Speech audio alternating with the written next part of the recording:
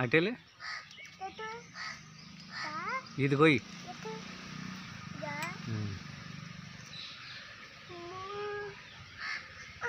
ఎదరకు జరుగు, ఇటు ఎదరికెళ్ళి కొయ్యి.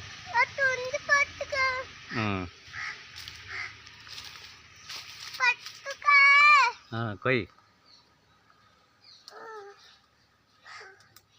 కింద పాటే మాకు